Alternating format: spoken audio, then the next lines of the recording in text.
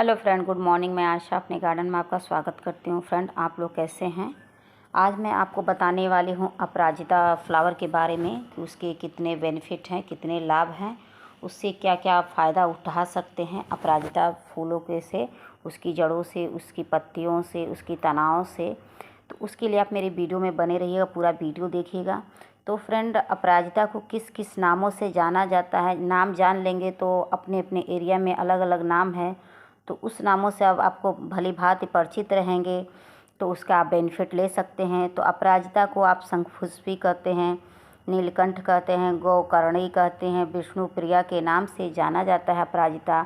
इसको हज़ारों बेनिफिट हैं। ये पौधा समझिए कि एक शुभ का पौधा होता है, एक लकी पौधा होता है। तो इसको अपने गार्डन के अंदर ज़रूर जगह दीजिए। ये देवताओं को तो प्रसन्न करता है, इंसानों को भी प्रसन्न करता है। ये पौधा आप जानते ही हैं। इसको लगाने से हज़ारों फ़ायदे हैं। तो आप इस पौधे की गुणों की बात कर ले फ्रेंड, तो जितना भी करें वो कम है। मतलब इसकी बहुत ज़्यादा बेनिफिट है फ्रेंड। तो आप मेरे वीडियो में बने रहिएगा, पूरा वीडियो देखिएगा, तभी आपको समझ में आएगा कि इसकी कितने लाभ हैं, तभी आपको अच्छे से जानकारी मिलेगी। अगर आप मेरे वीडियो पर न्यू होंगे तो प्लीज़ मेरे चैनल को सब्सक्राइब कर लीजिएगा और मेरी वीडियो को लाइक कर दीजिएगा, तभी आपको अच्छे से जानकारी मिलेगी। और कोई भी न्यू वीडियो मैं डालूँगी तो आप तक अपडेट पहुंच जाएगा। इस तरह की अच्छी अच्छी जानकारियाँ मैं लाते रहूँगी फ्रेंड। तो सबसे पहले ये देख लीजिए, मैंने इसको एक ग्रो बैग में लगाया हुआ है और ये मेरा बहुत अच्छे से चलता है। तो आपने नहीं लगाया है तो इसको आप ज़रूर लगाइए, चाहे आप ग्रो बैग लगाइए, चाहे गमले में लगाइए, चाहे ज़मीन में लगाइए, चाहे इसको हैंगिंग प्लांटर, चाहे किसी बॉटल में लगाइए, चाहे जिस साइज का आप इसको प्लांटर देंगे बहुत अच्छे से आपके गार्डन में चलेगा और सालों साल बना रहेगा। और चलिए तब इसके मतलब गुणों की बात कर ले फ्रेंड। तो फ्रेंड, ये अपराजिता का पौधा समझिए कि शुभ के साथ साथ ऐसा है कि इसको लगाने से घर के जो वास्तु दोष होता है वो भी बहुत दूर भग जाता है। घर का वास्तु दोष भी ठीक होता है, क्योंकि इसमें देवताओं का वास होता है। ये देवताओं का प्रिय पौधा होता है। इस प्लांट को लगाने से जो घर का नकारात्मक ऊर्जा है वो भी दूर हो जाता है। इसको लगाने से घर का जो वायु अशुद्ध है उसको भी शुद्ध करता है। इस पौधे का मतलब उपयोग किस तरह से लिया जाता है, तो समझिए कि इसको दवा के फॉर्म में लेते हैं और इसकी जड़ों को, इसकी पत्तियों को, इसके फूलों को, इसकी तनाओं को, मतलब हर तरह से इसका मतलब उपयोग किया जाता है। और इसमें भरपूर मात्रा में, प्रचुर मात्रा में calcium, magnesium, zinc, iron, multivitamins के अलावा बहुत ज़्यादा ये फ़ायदेमंद होता है। ये समझिए कि रोधक क्षमता को बढ़ाता है। हमारे स्वास्थ्य के लिए बहुत ही ये लाभदायक होता है। तो मैं आज आपको स्टेप बाय स्टेप आपको बताने वाली हूँ। तो मेरी वीडियो को गौर से, ध्यान से आप सुनिएगा, कोई भी स्टेप छूटे ना और उसका आप भरपूर फ़ायदा उठा सके। तो सबसे पहले ये फ्रेंड, जो ये अपराजिता होता है, इसको माइग्रेन में इसका उपयोग किया जाता है। जो सफ़ेद अपराजिता होता है, इसकी फूलों की जड़ों को जो इसका होता है सफ़ेद अपराजिता, उसकी जड़ों को अगर आप पाउडर फॉर्म में बनाकर और उसको सूंघेंगे तो माइग्रेन की समस्या को धीरे धीरे ये ठीक कर देता है। लगातार इसका इस्तेमाल करने से माइग्रेन कुछ हद तक ठीक हो जाता है। हद तक क्या, जब कंटिन्यू आप इसका इस्तेमाल करेंगे तो आपको मतलब मात्र 15 दिन में आपको बहुत अच्छा इसका असर दिखेगा। तो आप इसका यूज करिए ही करिए। नहीं पाउडर बना सकते हैं तो इसको जड़ों का भी आप उपयोग करेंगे तो बहुत अच्छे से चल जाएगा। आप चाहें तो इसकी जो ये फूल इसके निकलते हैं, नीले ये फूल हैं, तो नीले फूल की चाहें तो आप ग्रीन टी बना के पी सकते हैं। इस भाग दौड़ वाली ज़िंदगी में आप चाय की जगह आप नीले फूल जो निकल रहे हैं इसके, तो आप चाहें तो इसको ग्रीन टी के रूप में आप पी सकते हैं। तो उसके लिए क्या कर सकते हैं, पानी में उबाल कर और इसको आप पीजिए और वो भी पानी आपका पूरा ब्लू ब्लू कलर हो जाएगा। तो घबराने की ज़रूरत नहीं है।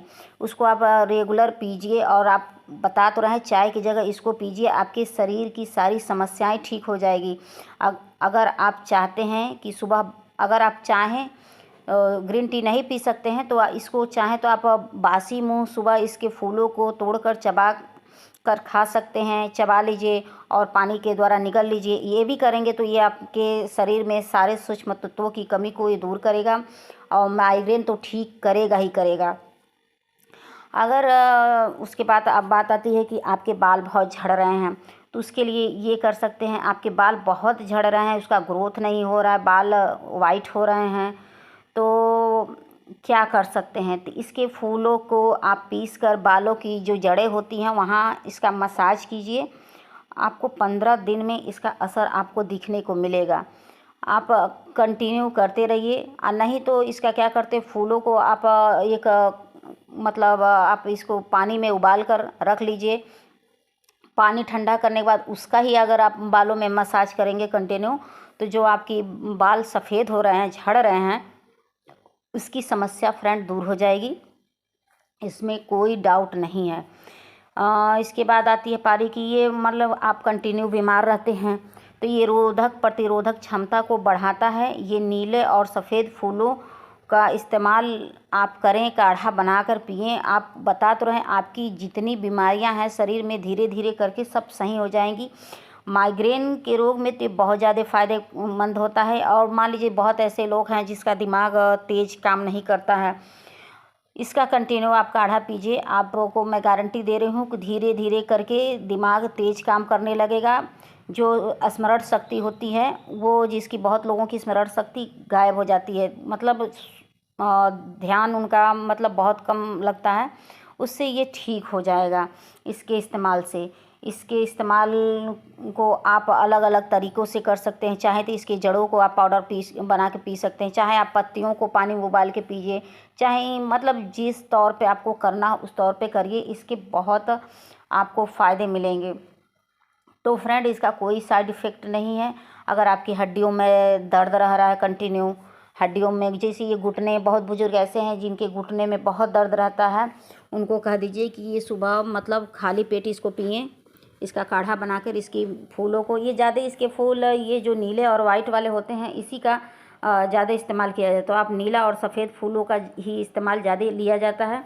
तो आप इसका इस्तेमाल भरपूर मात्रा में करिए। आपके जितने भी घुटने के दर्द रहेंगे, हड्डियों की कड़कड़ाहट रहेगी, धीरे धीरे करके और मतलब आपको राहत मिल जाएंगे। बहुत ऐसे लोग होते हैं कि जैसे सुबह उठने बैठने में दिक्कत होता है, हड्डियों से चल नहीं पाते हैं, मतलब हमेशा शरीर में ये भी होता है कि हड्डियों में तो दर्द रहता है, ऊर्जा की भी शरीर में कमी होती है। तो इसको आप काढ़ा बना कर पिएंगे, चाहे आप जड़ों का पीजिए, चाहे पत्तियों का पीजिए, चाहे फूलों का पीजिए, आपको हर तरह से इसका फ़ायदा होगा। अगर मान लीजिए फ्रेंड आपने लगाया है, आपने पौधा लगा लिया है और आपकी जिज्ञासा है कि मैं मतलब आपको ये अंदर से ये फीलिंग आ रही है कि मैं इस सब के फूलों का काढ़ा पीऊँ, और फूल आ नहीं रहे हैं आपके प्लांट पर, तो चलिए प्लांट पे फूल लाने के लिए क्या कर सकते हैं। प्लांट पे फूल नहीं आ रहे, ग्रोथ नहीं आ रहा, तो आप एक काम करिए ना, महीने में एक बार इसमें गोबर की खाद 1 मुट्ठी डाल दीजिए। और नहीं तो ये वर्मी कंपोस्ट आता है वो डाल सकते हैं 1 मुट्ठी, नहीं तो 1 मुट्ठी के करीब चाय पत्ती डाल दीजिए, उससे बहुत अच्छे फूल आएंगे। कुछ नहीं है तो एलम आती है, एलम के छोटा सा टुकड़ा आप ये जो उंगली होती है ना, ये उंगली के जितने पौड़ हैं उतना छोटा सा टुकड़ा आप इसमें दबा दीजिए, फूलों से भर जाएगा और उसके फूलों का भरपूर फ़ायदा उठाइए। तो आप इसको ज़मीन में लगा देंगे तो ज़्यादा बेहतर होगा। ये 15-15 फीट तक ऊपर जाती है, 2-2 1.5-1.5 मंजिले तक ये ऊपर इसकी लेंथ जाती है। तो आप इसको ज़मीन में ही लगाइए और इसके औषधीय गुणों का आप लाभ उठाइए। इससे देवता लोग भी प्रसन्न रहते हैं। ये सारे देवी देवताओं का प्रिय पौधा होता है, इससे वास्तु दोष भी ठीक होता है। अब समझिए कि इसको माँ दुर्गा को प्रिय है, माँ लक्ष्मी को प्रिय है, विष्णु भगवान को प्रिय है, शंकर भगवान, ये ऐसा फूल है कि इसको कोई मतलब सबको ये प्रिय पौधा है। तो इस पौधे को आप लगाइए, इससे सारी बीमारियां छूमंत। थोड़ा सा इस कड़वा हल्का फुल्का लगता है तो उसको इग्नोर करिए। हर औषधीय चीज़ें थोड़ी कड़वी ही लगती हैं, चाहे जो भी देखिए औषधीय प्लांट होता है वो थोड़ी कड़वी लगती हैं। तो मेरी छोटी सी जानकारी आपको पसंद आए तो प्लीज़ मेरे चैनल को सब्सक्राइब कर लीजिएगा, मेरे वीडियो को लाइक कर दीजिएगा। तो वीडियो का एंड करते हैं, बाय।